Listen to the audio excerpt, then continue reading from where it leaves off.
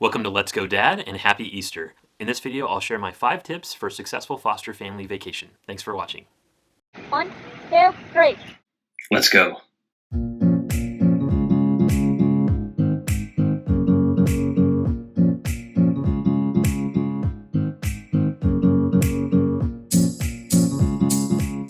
So Easter is a time of recreation, of renewing life, and giving energy, rebirth to a situation. Many of us as foster families, we need to find life again after all of the hardships, all of the struggles, all of the appointments, all of the disappointments, all the folks who seem to be working against us in finding what's right for the child, whether that's reunification or finding permanency somewhere else. So you want to get away, but you have children who are often overstimulated, who throw major tantrums in public places that aren't age appropriate. You've got all these issues that tend to come with foster care. What do you do? How do you handle this situation? That's what we're going to talk about today. So tip number 5.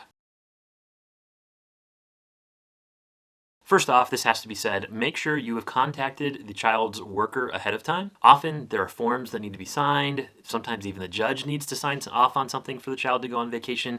There's stuff that needs to happen, and one way or another, if you're traveling, it's best if your social worker or caseworker just has a heads up that you're going, even if you don't need anything else. So one way or another, give them plenty of notice that you are leaving to go on vacation. This will make your life easier and won't delay a vacation because you don't want that. So that's my tip number 5. Tip number 4. Don't go too far away, especially if the kids haven't been with you for very long, or one of the kids or all of the kids haven't been with you for very long. Stay as close as possible. Long car rides can be stressful. I've had a lot of kids in my care who freak out when we leave town, and so staying relatively close is important to them for their own comfort and felt safety. The other issue is that if you go too far away and something happens, then you just have to turn around and drive back. And often with these kids, let's face it, stuff happens, and then it's a bummer because you're out a bunch of money and you're out your vacation, boo. And yes, it's a bummer if you have to leave your vacation site and turn around, but in the long run, that might be better than the consequences of having a child who's just completely raging and flipping out on vacation. So again, my recommendation, suggestion number 4, is that you don't go too far away. Number 3, have a good exit strategy. This could mean a number of things, but we have my parents that come with us, and they are ready with another car to take a child away if one of the kids starts to flip out. They'll just take them home. No big deal for them. They're like, okay. And they'll take the child home. It's just easier that way.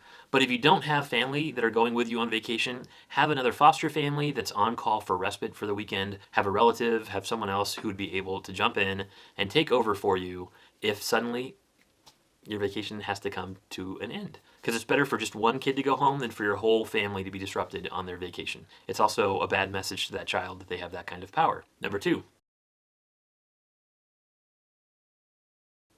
take someone to go with you. So I'm fortunate enough that my parents are happy to go with us on vacations. I pay for them. I pay for everything for them just to kind of make up for that. But it's wonderful having them there, and it's so worth it. So the parents come. And that way, if kids need to be separated, then it's not an issue. There's enough adults to do that. Well, and to be honest with you, we keep my kids separated about 90% of the time, or at least this last vacation, we kept the kids separated because they needed breaks from each other as much as the family needed a vacation in general. They needed a vacation from each other. So it's important that you have adults there with you who can take the kids away from each other. That way you can be with one and they can be with another. This could be another foster family, this could be just a friend or a relative, whoever, but it's so much better if you have someone, if possible, to go with you on this trip. Unfortunately, kids push each other's buttons, we know this, and they need to be separated. The other thing is, you don't want kids to set each other off, so if one child's having a really rough time, you don't want that to spread around so that then you have 2, 3, 4, 5 kids all flipping out. It's just better if you can separate kids when they start to blow. Number 1, scout out the location ahead of time. So I always make sure there are quiet places where kids can go. Now, you may have a hotel room at the place where you're going. Wonderful. You may need little quiet nooks for kids to go be separated out in, or even just places where you can go take a short, quiet walk with a child and strategize, hey, what are we going to do for the rest of the day? These are very important because I find that if kids don't get a break from a very stimulating environment about every 2 hours, then you end up with kids that just start to blow, or when you're all done, they cannot calm down and you are living a nightmare. Telling you, so important that kids get that quiet space. So that's part of scouting out the location ahead of time, is to make sure that there are places where you can take your child and go. Like, just go, take a break. So important. For this last vacation, we went back to our hotel room and we watched American Pickers. Like something calm, something not too exciting. This was really critical. No offense, American Pickers. Love your show. And the kids just knew that we were going to take breaks, and that worked really well. Now, I'll say that Robert didn't need as many breaks because he was doing an activity that may have a lot of noises and stimulation around it, but wasn't really overstimulating him. And so made him take some breaks, but not as many as other kids.